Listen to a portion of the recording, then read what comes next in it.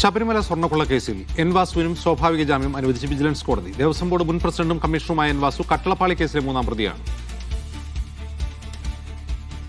Lijo Rollins വിവരങ്ങളുമായി ചേരുന്നു. ലിജോ, ഇനി എത്ര പേർക്ക് ജാമ്യം ലഭിക്കാനുണ്ട്?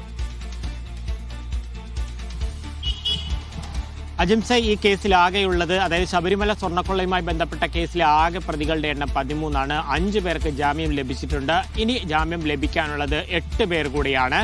അതിൽ തന്നെ ഉദ്യോഗസ്ഥർ ഉൾപ്പെടെയുള്ളവരുണ്ട്. പിന്നെ ഗോവർദ്ധൻ വരുന്നുണ്ട്, ഒപ്പം പങ്കജ് ഭണ്ഡാരി വരുന്നുണ്ട്. ഏറ്റവും പ്രധാനമെന്ന് പറയുന്നത് പത്മകുമാർ വരുന്നുണ്ട്, തന്ത്രി വരുന്നുണ്ട്. അങ്ങനെയുള്ള 8 പേർക്ക് കൂടെയാണ് ഇനി കോടതിയിൽ, അതായത് അവർക്ക് സ്വാഭാവിക ജാമ്യം ലഭിക്കേണ്ട സമയമാകാത്തത് കൊണ്ട് മാത്രമാണ് ഇതുവരെയും കോടതിയെ സമീപിക്കാതിരിക്കുന്നത്. ഇന്ന് എൻ വാസുവിന്റെ ജാമ്യ ഹർജി ആയിരുന്നു കോടതി തീർപ്പാക്കിയിരിക്കുന്നത്. കട്ടിളപ്പാളി കേസിൽ മാത്രമാണ് എൻ വാസു പ്രതിയായിട്ടുള്ളത്. അതായത് സ്വർണ്ണപ്പാളി എന്നുള്ളത് മാറ്റി ചെമ്പുപാളി എന്നെഴുതിയത് എൻ വാസു എന്നുള്ളതായിരുന്നു. SIT വാസുവിനെതിരെ ചുമത്തിയിരുന്ന ഒരു കുറ്റമെന്ന് പറയുന്നത്.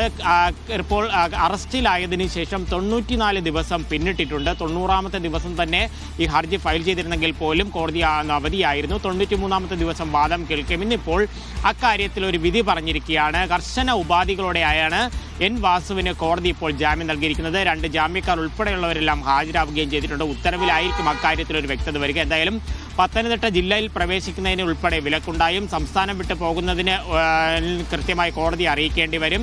അന്വേഷണ ഉദ്യോഗസ്ഥന് മുന്നിൽ 2 തവണയെങ്കിലും ആഴ്ചയിൽ ഹാജരാകേണ്ടി വരും തുടങ്ങിയ കർശന ഉപാധികളോടെ ആയിരിക്കും എൻ വാസു പുറത്തേക്കിറങ്ങാൻ പോകുന്നതിൽ പ്രധാനപ്പെട്ട ഒരു കാര്യം. ആദ്യം മുരാരി ബാബു പുറത്തേക്കിറങ്ങുന്നു, പിന്നാലെ ശ്രീകുമാർ വരുന്നുണ്ട്, സുധീഷ് കുമാർ ജാമ്യം മുക്തനാകുന്നുണ്ട്, ഉണ്ണികൃഷ്ണൻ പോറ്റി മുഖ്യപ്രതി ജയിൽ മോചിതനായത്. ഇപ്പോൾ ഒരു രാഷ്ട്രീയക്കാരനായ ഒരാൾ കൂടി, അതായത് ദേവസ്വം ബോർഡിന്റെ മുൻ പ്രസിഡന്റും ഒപ്പം കമ്മീഷണറും ഒക്കെ ആയിരുന്ന CPI നേതാവായിട്ടുള്ള എൻ വാസു കൂടെ ഇപ്പോൾ പുറത്തേക്ക് വരുന്നുണ്ട് എന്നുള്ളതാണ് ഇതിൽ ഏറ്റവും പ്രധാനപ്പെട്ട കാര്യം. അജിംസ്.